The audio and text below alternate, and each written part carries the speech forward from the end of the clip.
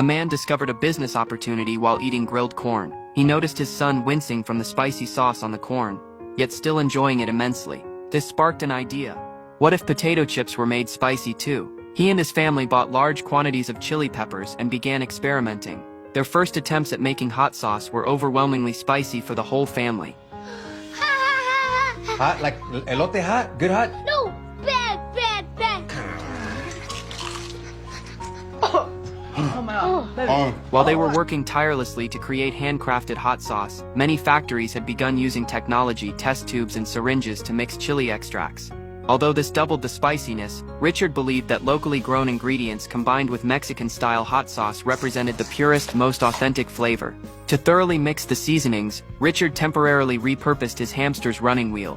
His family also scoured the streets, sampling various types of peppers until they finally created a flavor that was both spicy and addictive.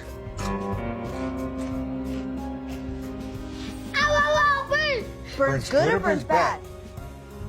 It burned good. Oh! Yeah! Of course we did! Though Richard's hot sauce experiment was successful, the executives busy with layoffs paid no attention to a janitor's suggestion, even mocking him by asking why he didn't just go straight to the CEO. Richard decided to do exactly that. He found the company's phone number and called the CEO, who was in Italy. Thank you for taking my call. I have an idea that you need to hear. I'm listening. Okay, yes, sir. I'm Mexican. I'm proud of it. And there's a lot of us in this country, and we spend money on snacks just like everybody else. We eat Doritos, but not before covering them suckers with tapatio. It's like the more it burns, the more money we'll spend on it.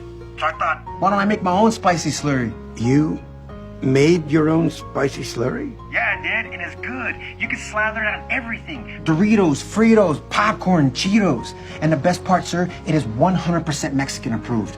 My family, my neighbors, they can't get enough. And I got a plan, Mr. Enrico, to get it to the streets, to get it to my people. I think it will save our factory, and will save jobs. Save jobs, huh? That's a lot of confidence there, Richard. Yes, sir. And you said in the video, think like a CEO. So I did. You saw my video? Yes, sir. And you're a janitor. Maintenance crew, sir. Look, if it's okay, I'd like to send you some samples, sir. Richard, that's more than okay with me. Richard successfully convinced the CEO and obtained an address to mail samples. Richard and his wife enthusiastically sent a large package of samples to Roger. When the CEO put the first flamin' hot Cheeto in his mouth, he couldn't stop eating them. He called Richard back immediately, not even taking time to wipe his hands, saying he was coming to America to inspect the factory. Meanwhile, factory executives angrily searched for whoever had alerted the CEO. When the factory manager discovered it was Richard, he publicly reprimanded him in front of the entire company. If Roger didn't approve Richard's suggestion and noticed the factory's continued losses, he might withdraw his investment, meaning factory closure and unemployment for everyone. Richard began to doubt himself. When he returned home dejected, his wife Judy, after learning what happened, continued to encourage him, believing he would succeed. The couple then studied persuasive speaking techniques together. On the day of Roger's inspection, Richard dressed in a proper suit. I'm so proud of you, Mo. And I'll always regret not being the man that made you the man you are today. Always. Ahora, chigatelos. Tu coño. When Roger's car stopped in front of the factory, the wheels of fate began to turn. Richard's destiny was about to be completely rewritten. The time-pressed Roger immediately called Richard to the conference room for a product presentation. However, Richard felt uncomfortable sticking to his prepared script, so he decided to improvise instead. Richard held up his flamin' hot Cheetos and described their deliciousness. When executives asked about projected market share, Richard didn't even know what the term meant. He responded by gesturing to show the length of supermarket shelf space. This much market share. This gesture made the executives chuckle. When Richard went on to explain in plain language the preference for spicy flavors among everyday people, Roger stood up and mimicked his arm gestures, completely ignoring the factory manager's reports and deciding to invest in the proposal. However, when Flamin' Hot Cheetos went into production, they didn't receive a strong response and instead became slow-moving items on supermarket shelves. The factory manager decided to discontinue production of this flavor. Richard was so discouraged that he questioned his life choices. He became self-destructive, feeling like a nameless nobody from the bottom ranks who couldn't make waves. His colleague Baker, however, felt he was being too hard on himself. Embarrassment's never stopped you before? Ask questions. You wore my ass out with them. Look here, the person I met 10 years ago wouldn't blink. He'd find a way, any way to get it done.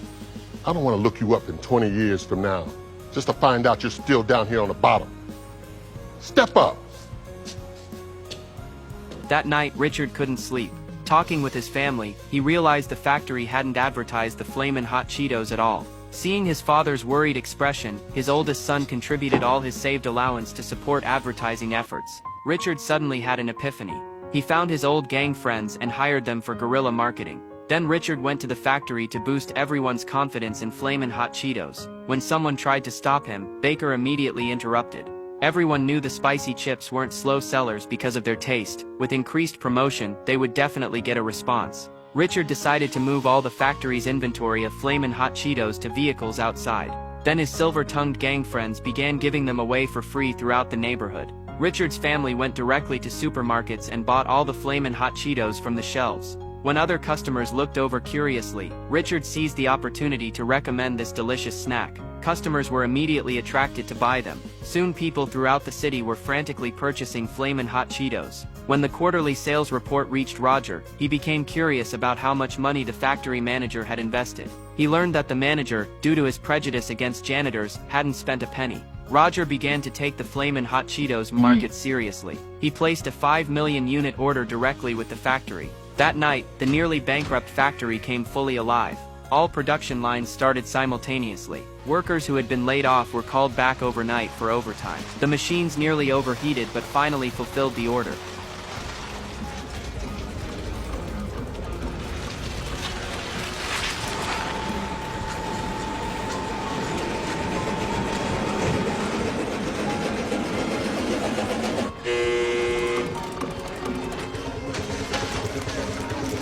Six months later, the factory returned to its former glory. Baker greeted Richard with a smile and reintroduced himself. You're now looking at the new plant manager in Bakersfield. Yeah! After expressing happiness for Baker, Richard assumed he was still a janitor and felt somewhat dejected. However, when he went upstairs to clean, Roger had been waiting outside an office door for some time. In front of Richard, Roger inserted a business card into the door. Richard was transformed into the marketing director. Everyone began applauding him. After composing himself in his new office, he shared the good news with his wife. Richard's dream had come true. He had risen to become an executive at Frito-Lay. Flamin' Hot Cheetos has now become a billion-dollar brand. Richard and Judy's love story is admirable as well. They've remained deeply in love through 48 years together. Behind every successful man is certainly the support of a great woman.